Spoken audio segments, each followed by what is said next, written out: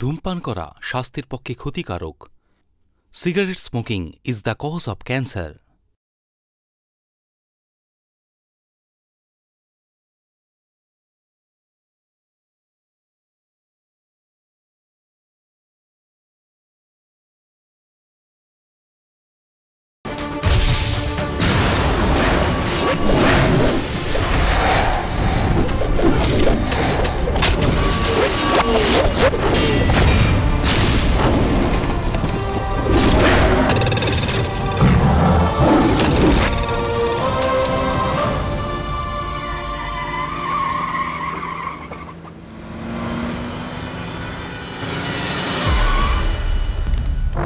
MLA সাহেব এসে গেছেন। এমএলএ সাহেব এসে গেছেন। এমএলএ সাহেব এসে গেছেন। এমএলএ সাহেব এসে গেছে। এমএলএ সাহেব এসে গেছেন। এমএলএ সাহেব এসে গেছে।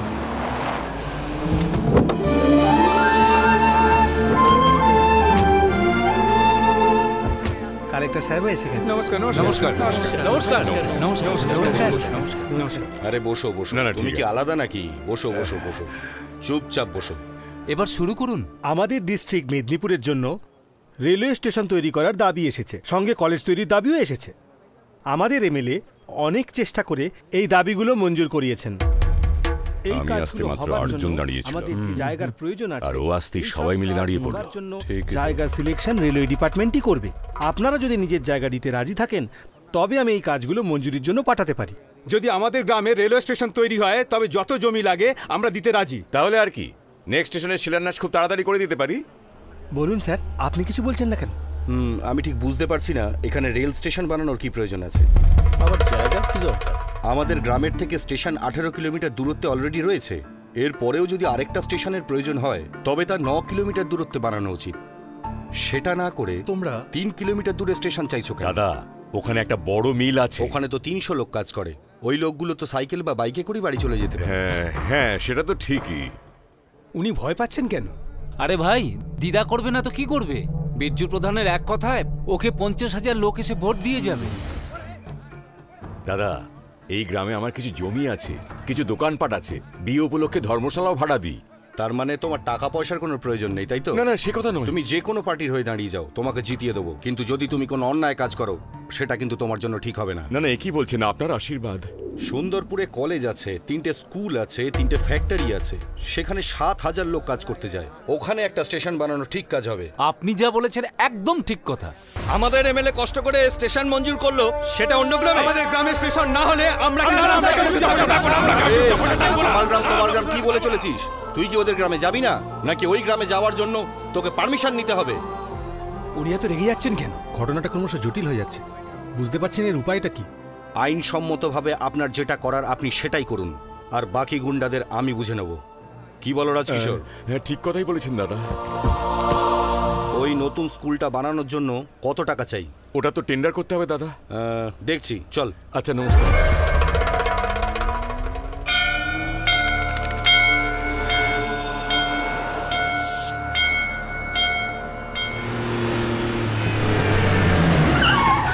নমস্কার নমস্কার নমস্কার নমস্কার। আমার নামটা এত ছোট করে লিখেছে কেন?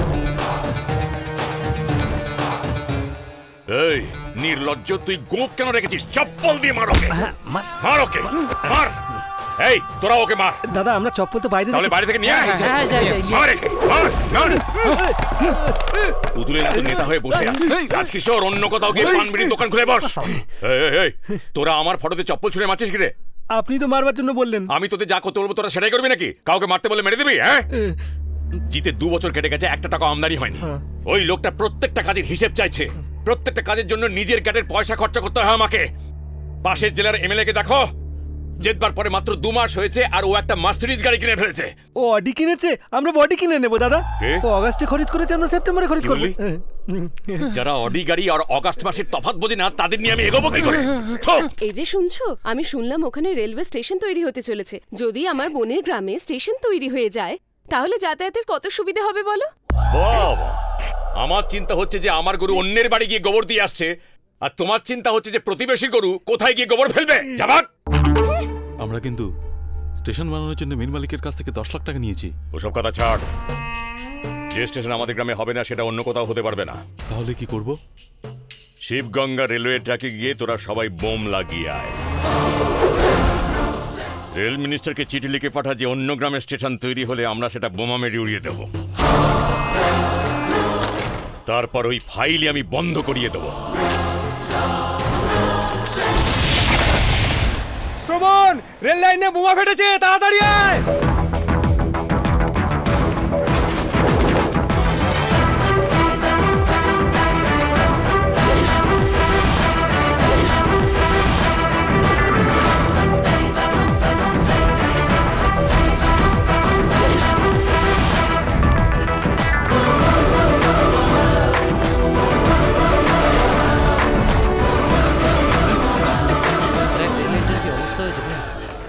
ট্রেন কখন আসবে?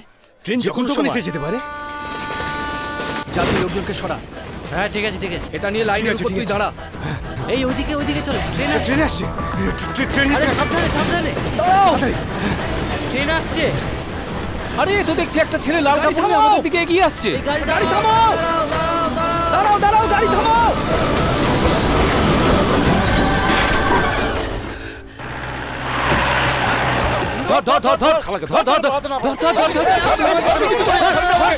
গ্রামের 8-10 জনকে ধরে নিয়ে গিয়ে পুলিশ জিজ্ঞাসাবাদ করছে, কি করা যায় বলতো? আমাদের গ্রামের লোকের উপর পুলিশ জোর জুলুম করছে। আমরা কিছু করিনি, আমাদের তোরা করিসনি তো, তোদের গ্রামের লোকেরা করেছে। ওই মিটিং এ যখন বিরোধিতা করেছিলি তখনই তোদের হাত পা ভেঙে দেওয়া উচিত ছিল। কে করেছে আর কার কথা মতো করেছে সেটা যতক্ষণ না বলবি কেউ এখান থেকে বেঁচে ফিরবি না, বুঝলি? আমরা কিছু করিনি স্যার, আমরা নির্দোষ। শিবগঙ্গা গ্রাম থেকে নিয়ে আশেপাশের সমস্ত গ্রামে গিয়ে খোঁজ খবর নাও। ঠিক আছে মালিক। আর এই গ্রামের দিকে আসা সমস্ত বাস আর বাস স্টপগুলোর ওপর ভালো করে নজর রাখো।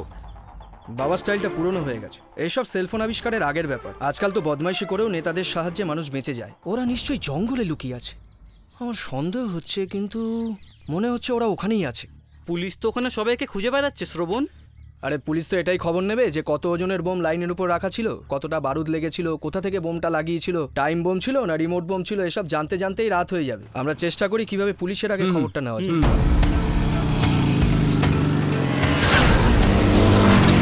শোন, বাইকটাকে গাছের আড়ালে লুটে গেছে, তাড়াতাড়ি কর। কাউকে দেখতে পেলে চিৎকার করবি। ঠিক আছে, ঠিক আছে। করবি, কোনো কথা বলবি না। আর কেউ যদি দেখে ফেলে আমার কাছে চলে আসবি। যা।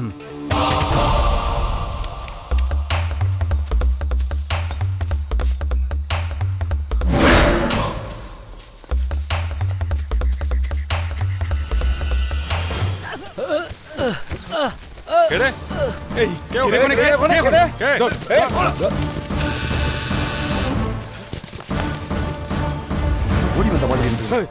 আরে ওই তো ধর শালাকে, ধর।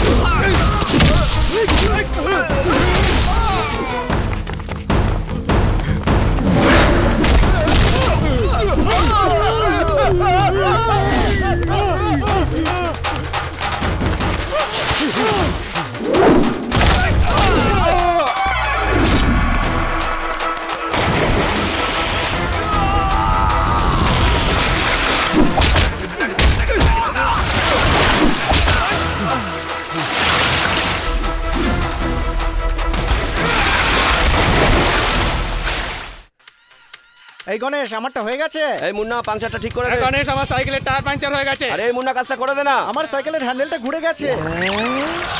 হ্যান্ডেল ঘুরে গেছে, আমি আছি না। আচ্ছা ও বারবার হ্যান্ডেল সিধা করতে যায় কেন? দেখ, এটা এক ধরনের অসুখ। যেখানে সাইকেলের হ্যান্ডেল বেঁকা দেখে ও সেখানে চলে যায় সোজা করতে। আমার দুটো ডিম ভেঙে দিল। কি বোন, তুমি দুটো ডিমের জন্য এত কান্নাকাটি করছো, আর এখানে তো আসলে চার ব্যাকে সেই বোঝে। শোন গণেশ, 10টা সাইকেল ভাড়ায় লাগবে। ভাড়ায় লাগবে কেন? সে গ্রামের লোকদের একটু শিক্ষা দিতে হবে তাই। তোর বাইকেই চলে যাও না। বাইকের তেল শেষ হয়ে গেলে তাকে কি কাঁধে করে এখানে আনতে পারবো, কিন্তু সাইকেলটাকে তো উঠিয়ে নিয়ে আসতে পারবো। তাই একদম ঠিক বলেছো দোস্ত, আমার সাইকেল নিয়ে যাও, ভাড়াও লাগবে না।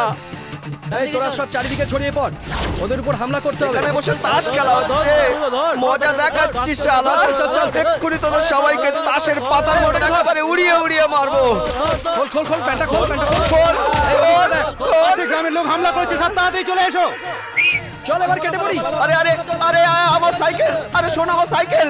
আরে আমার সাইকেল গুলো ফেলে দিয়ে পালাচ্ছিস কেন? আরে দাঁড়া, আরে আমার সাইকেল ফেলে কোথায় পালাচ্ছে দেখো দেখি।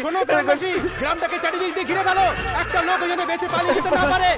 সময় নষ্ট না করে তাড়াতাড়ি ঘিরে ফেলো। ওই সব ছেলেরা নিজের সাইকেল নেবার জন্য এখানে অবশ্যই আসবে। সবাই চুপ করে এখানে বসে পড়ো। আমার বাবা কত কষ্ট করে আমার সাইকেল দোকান করে দিয়েছিল, তুই সব নষ্ট করে দিলি। চুপ বে, তো সাইকেল ফেরত চাই তো? হ্যাঁ বলো দাদা। ফর্মুলা 43। ওকে বড় ভাই। দেখ এবার। আমাদের গোলায় আগুন লেগে গেছে, সবাই চলো চলো চলো।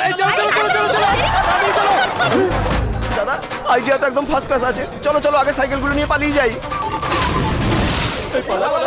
এই সাইকেল নিয়ে পালালো, সব সাইকেল নিয়ে পালালো। তাড়াতাড়ি পালিয়ে চল, ভেগে পড় তাড়াতাড়ি। সাইকেলের হ্যান্ডেল বেঁকে আছে। হ্যান্ডেল সোজা করাবো। সেটাই তো করছি, চোখে দেখতে পাচ্ছ না নাকি? তুই আমার গ্রামের লোকেদের প্যান্ট খুলেছিস, আমি কিছু বলিনি। আর এখন আমি তোর লুঙ্গি খুলবো।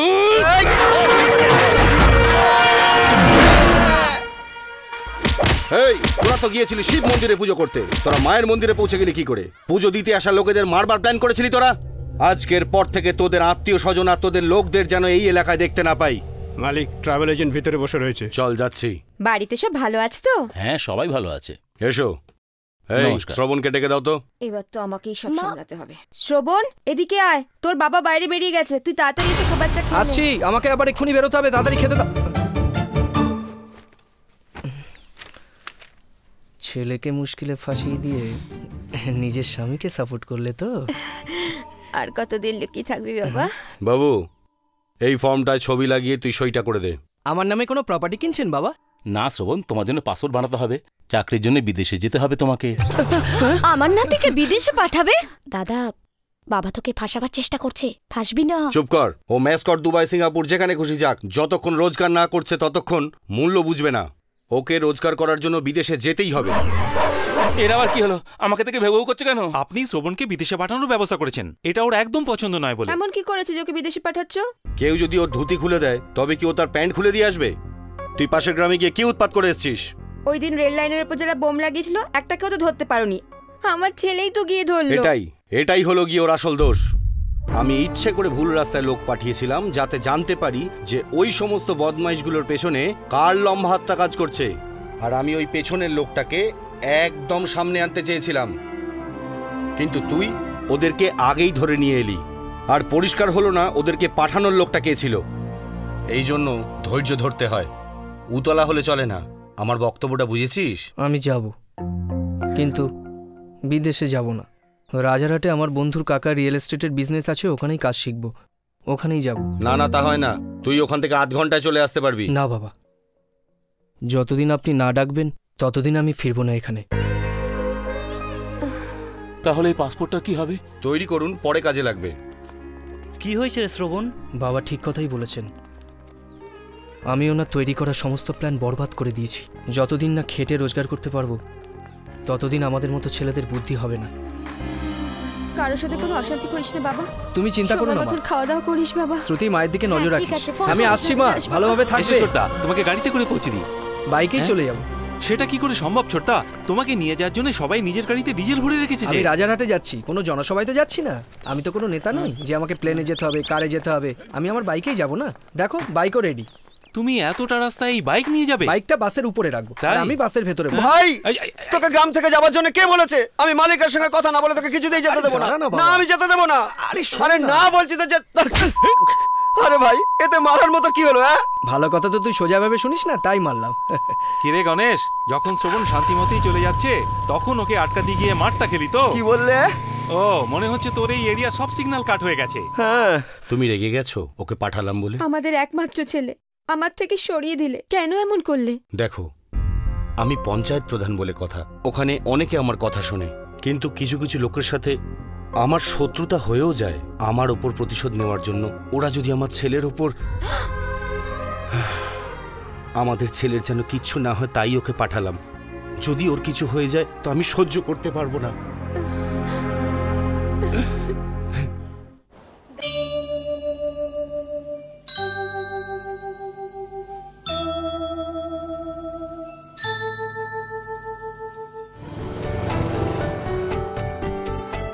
এই শুনছো, মাছটা 200 টাকা বলছে।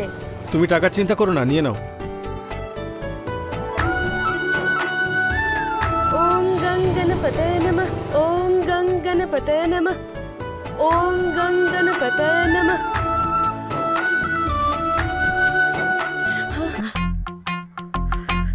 হে ভগবান, পোকাটাকে বাঁচাও, ওকে যেন ধরতে না পারে।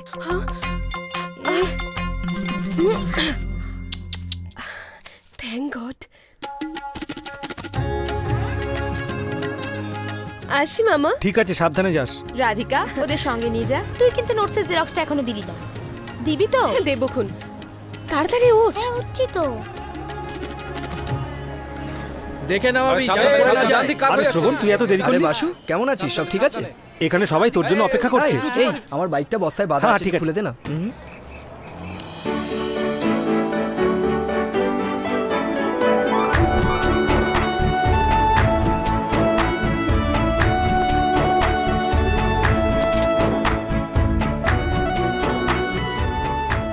শুনুন, আপনি রাধিকা না? আমি শ্রবণ। মনে আছে ছোটবেলায় আমরা অশোক বিদ্যালয়ে পড়তাম? তুমি 5-এ আর আমি 8-এ, মনে আছে? মাফ করবেন, আমি ঠিক আপনাকে চিনতে পারছি না। তুমি আমাকে চিনতে পারলে না? মিথ্যা কথা বলো না, তুমি রাধিকা না? এই আমি কেন মিথ্যে কথা বলবো? আমার নাম রাধিকা টাধিকা নয়, বুঝলে?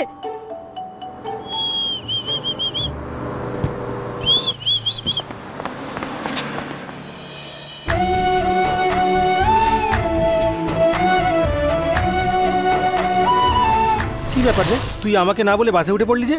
তেমন কোনো ব্যাপার নয়, আমার সঙ্গে ছোটবেলায় স্কুলে রাধিকা বলে একটা মেয়ে পড়তো। হ্যাঁ, আমি ওর সঙ্গে কথা বলতে গেলাম, ও বললো আমায় চেনে না। আচ্ছা সব ছাড়, চল, আমার দাদা তোর জন্য অপেক্ষা করছে। আরে ও তোর কাকা হয় না? আরে চল না ভাই, বাজে কথা পরে বলিস। দোকানটা আগে ভালো, একদম ফার্স্ট ক্লাস। তুই কেমন আছিস? ঠিকঠাক। কাকাবাবু কেমন আছেন আপনি? ভেতরে চল। কি হলো কাকা? চল তো, তারপর বলছি। আরে কাকা বলো না।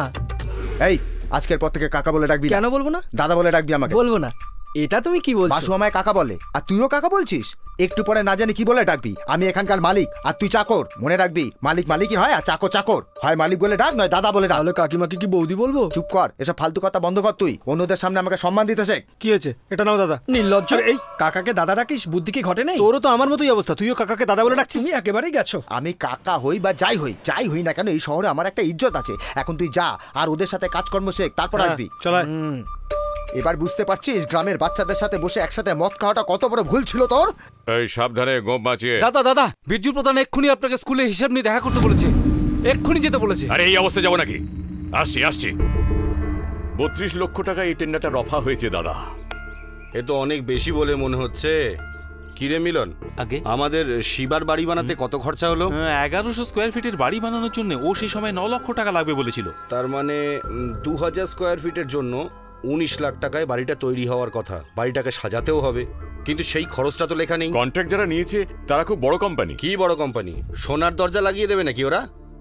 ওদের কন্ট্রাক্টটা ক্যান্সেল করে দাও, আমাদের বিনয় সিংহকে দিয়ে কাজ। আমি বলছিলাম যে ওরা কোর্টে যেতে পারে। হ্যাঁ, কোর্টে গেলেও বাইরে তো বেরোবেই না। ওকে ওখানেই একেবারে কেটে ফেলে দেবো। ওই কন্ট্রাক্টরকে পাঠাও। ঠিক আছে। আমার সন্দেহ হচ্ছে ও কি সত্যিই ভালো মানুষ নাকি মুখোশ পড়ে আছে। ওর ওপর নজর রাখো। জীবনটাই আমার বেকার হয়ে গেছে। 4 তারিখের ধুতি, স্কুলের খরচ থেকে দুধের খরচ সব আমার ঘাড়ে।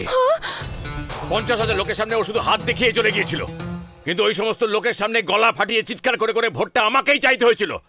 আর ওই গরিব লোকগুলোর বাড়িতে নোংরা জলার খাবার খাওয়ার পর বাড়িতে এসে তারপর গলায় আঙুল দিয়ে বমিটা ওকে নয় আমাকে করতে হয়েছিল। এর থেকে মরে যাওয়া ভালো। ওকে তো আমি মেরেই ফেলবো দাদা। মারতে পারবি? হ্যাঁ, 5 লাখ টাকা দেবো। আমার 10 লাখের গাড়ি আছে, সেটাও দিয়ে দেবো। পারবি মারতে? আমি ভয় পেয়ে গেলি না? লজ্জা লাগছে তো? গ্রামে হাতিয়ার চালানো লোকের থেকে চাটুকারিতা করবার লোক বেড়ে গেছে। অনেকদিন ধরে কুকুরের মতো বেঁচেছি, এইবার আসল রূপ ধরবো। বীর্য প্রধান যখন কন্ট্রাক্টরকে দেখবে তখন ওকে মেরে ফেলবার হুমকি দেবে। সেই সুযোগে রঘুমাজির সাহায্যে কন্ট্রাক্টরের লাশ আমরা ওইখানে ফেলে দেবো, আর দোষটা ওই বীরজুর ঘাড়ে চাপিয়ে দেবো। ও এখন এসব কাজ ছেড়ে দিয়েছে দাদা। কেন? ছেলে মারা যাবার পর থেকে ও একেবারে চুপচাপ হয়ে গেছে। ছেলে মারা গেলে কি এত কষ্ট হয় নাকি? অবশ্যই হয়। সন্তান চলে যাবার দুঃখ সবচেয়ে বড় দুঃখ। 15 বছর আগে বাবার মৃত্যুতে বীর্য প্রধান খুব কেঁদেছিল, তাই না? তারপর আর কেউ মারা যায়নি না, তাই এত বার বেড়েছে। আর যদি ওর কোমর ভাঙতে হয় তাহলে ওর ছেলেকে মেরে দাও। ওর ছেলে এই গ্রামে থাকে না, ও রাজারহাটে একটা জায়গায় কাজ করে। তবে তো কাজটা অনেক বেশি সহজ হয়ে গেছে রে। এই রাজারহাটে আমাদের অম্বুকে ফোন লাগা। এ কি রে, এমএলএ সাহেব ফোন করছে? কেমন আছিস অম্বু? বলুন সাহেব, হঠাৎ স্মরণের কারণ? চিন্তা করবেন না, সব ঠিক হয়ে যাবে। এই আমাদের পিটাকে খবর দে।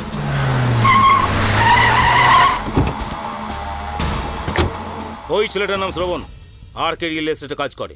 তোর আর ওর পুরনো শত্রুতা ছিল, এই জন্য তুই ওকে মেরে দিয়েছিস। রেকর্ডে যেন কথা লেখা হয়। এই মার্ডার প্ল্যান মাফিক হয়েছে মনে না হয়। সময়ের কোনো পরোয়া নেই, আরাম করে কাজটা কর তোর নিজের মতো। ঠিক আছে বস। কাজটা পয়সার জন্য নয়, ইজ্জতের জন্য করছি, ভুল যেন না হয়। কি বললেন? বিনা পয়সায়? সেটা কি? এমএলএ রাজকিশোর, সব থেকে বেশি ভোটে ও এই জেলা থেকে জিতেছে। যে কোনোদিন মন্ত্রী হয়ে যেতে পারে। ওকে বস।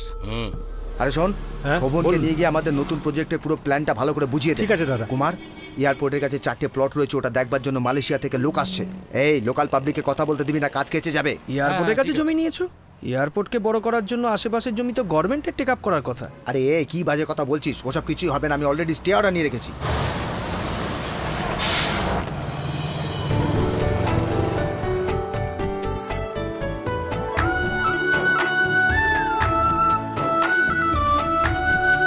ওই দেখ পাশে ওই মেয়েটা, আমি তোকে বলেছিলাম না রাধিকার কথা? হ্যাঁ, আমার মনে হয় এই কলেজেই পড়ে। ও তোকে চেনে না বলেছিল না? মা,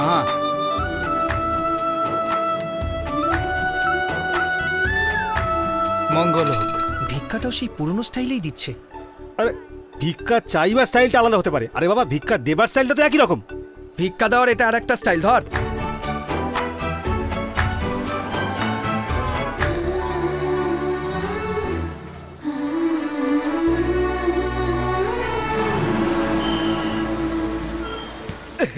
আরে ভাই গণেশ, তুই যেদিন থেকে চলে এসেছিস গ্রামটা ফাঁকা ফাঁকা লাগে, না খিদে পাচ্ছে না পিপাসা লাগছে, তাই ভাবছি তোর সঙ্গে এখানেই থেকে যাব। তাই একেবারে চলেই এলাম। শুনেছি এখানে একটা বেল কোম্পানি আছে, সাইকেলের জন্য গোটা 10 বেল কিনে নিলে হয়। আমার সঙ্গে দেখা করতে এলি, তাই না? আরে এটাই তো সুযোগ। দাদা, ওই সাইকেলওয়ালা গণেশ ওখানে গেছে? হ্যাঁ শ্রুতি, নিশ্চয়ই বলেছে যে তোকে না দেখে থাকতেই পারছে না। হ্যাঁ, ও কিন্তু ওখানে গোয়েন্দাগিরি করতে গেছে। কি? আসলে বাবা তোর উপর নজর রাখার জন্যই ওকে পাঠিয়েছে ওখানে। ঠিক আছে, তুই ফোনটা রাখ, আমি দেখছি। আচ্ছা, আমি যে কথাটা শুনেছি সেটা সত্যি নাকি? এখানে জামাইবাবুর রিয়েল এস্টেটের বিজনেস আছে? Real estate? Real estate? Real আচ্ছা বল, মারতে যে চাই তাকে ছেড়ে দাও, কিন্তু যে গোয়েন্দাগিরি করে তাকে? শত্রুকে মাফ করা যায়, কিন্তু যে ধোকা দেয় তাকে কখনো নয়। আমার বাবার কথা শুনে এখানে এসেছিস ওকে, কিন্তু এখানে পৌঁছেই তোর আমাকে জানানো উচিত ছিল তুই কেন এসেছিস। তুই কি জানিস না এটা রিয়েল এস্টেট কোম্পানি? সাইকেলের বেল কিনতে তুই এত দূর চলে এলি, এখানে গোয়েন্দাগিরি করতে এসেছিস আর আমাকে মিথ্যে বলছিস। বেল কিনতে এসেছিস তো তোরই আজকে বেল বাজাবো। দাঁড়া। এসেছে রে জামাইবাবু, কি খবর? তুইও চলে এসিস? দুনিয়ার যত বেকার আছে সবাইকে আমাকেই খাওয়ানোর দায়িত্ব নিতে হবে দেখছি। কাল থেকে 1 কিলো বেশি চাল নিয়ে আসবি। ঠিক আছে দাদা। এই তুই ওকে দাদা বললি কেন? আরে সম্পর্ক তোর কাকা হয় না? তুই জানিস না এখানে সবই উল্টো পাল্টা হচ্ছে। জামাইবাবুকে শালা বলছে, কাকাকে মামা বলছে, কাকিমাকে বৌদি বলে ডাকতে হয়, আর দাদাকে। চুপ কর চুপ কর চুপ কর, কি বলছিস কিছুই বুঝতে পারছি না।